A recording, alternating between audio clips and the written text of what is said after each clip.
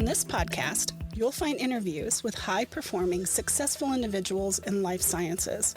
On a weekly basis, we cover their proven methods, principles, strategies, and mindsets to implement new technologies that scale to meet the needs of people in our world.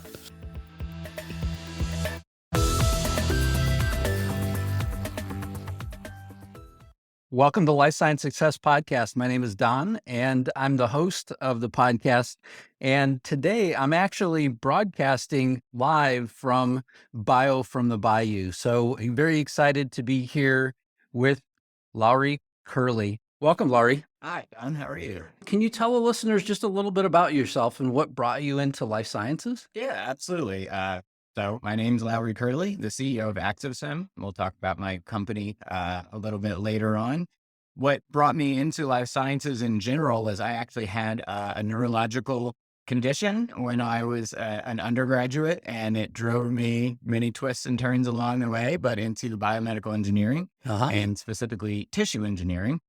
And the technology I worked on during my PhD at Tulane University ended up spinning out AxoSim based on that, licensed that technology, and did that in 2014 and have been growing ever since. So Well, it's not very often that I hear that story, right? So a lot of times I hear, I guess I do. I am aware of other situations where people have, kind of been, followed the complete journey, but it's not that often that you kind of hear somebody started with a problem, they sort of built it into their research, and then in the back end, it winds up, spinning out as a company. So that's pretty amazing. it's always funny looking back on the circuitous route, right? Right?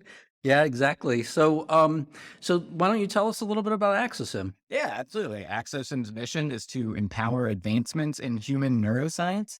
So, you can guess from my path that neuroscience is always something I've been very passionate about.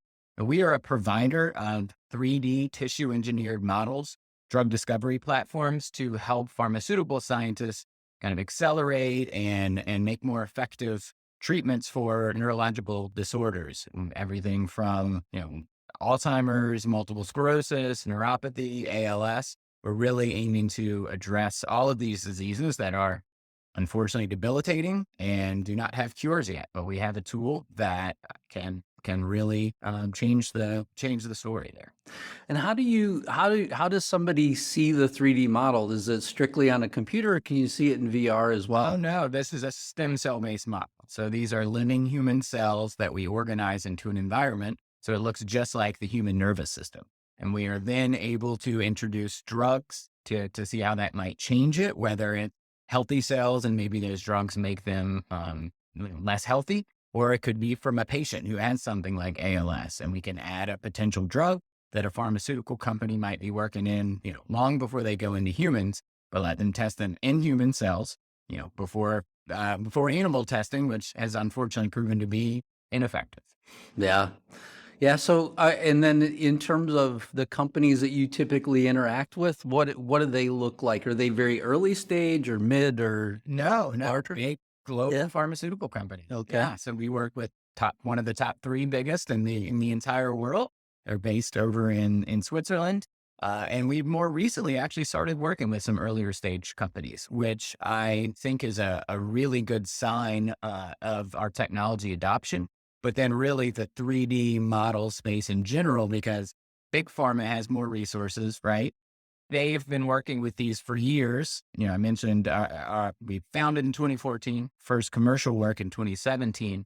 And now that big pharma has kind of proven it out, the earlier stage biotechs who may not inherently have as many resources, but need an edge even more so, are coming in, and it's fun working with them, because a little bit of a different interaction, a little bit more maybe intimate work within their workflow. So it's fun. It's man the gamut. So you've definitely spanned the gamut as well in terms of working through COVID and things like that. I mean, was your team entirely remote through COVID, or how did things play out, there? Oh yeah, good question. Yeah. Hopefully I don't get PTSD. Reflecting? Yeah. No, so, as I mentioned, these are stem cell based models. So we have multiple laboratories in the New Orleans Bioinnovation Center, just right upstairs, literally. And so we have to come in, at least every other day to feed these, to make sure they're healthy, and then ultimately test them. So we had to shut down the lab for a period of weeks, when things were really bad. Team safety is of the utmost importance to me. We're nothing. Sure.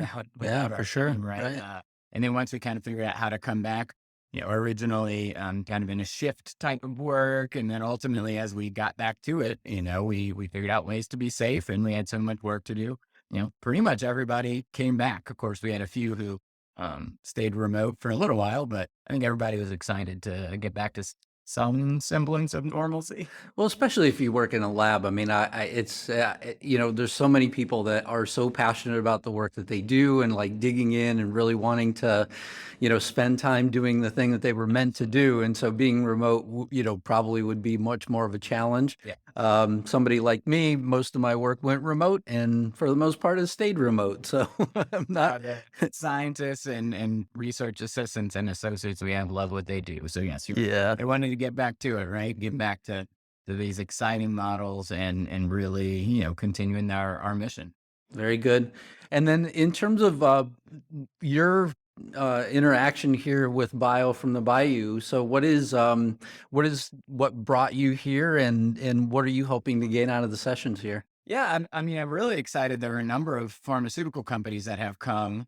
This event has really expanded to encompass a lot more of, the region and the Southeast. And so there's both, some later stage academic research I'm excited to see. You never know when we might find a new technology to license and learn from them. And then, as I mentioned, a lot of big pharma companies here and investors. So I want to connect with everyone and both let them know all the exciting stuff we have here, but then also, develop and leverage those relationships.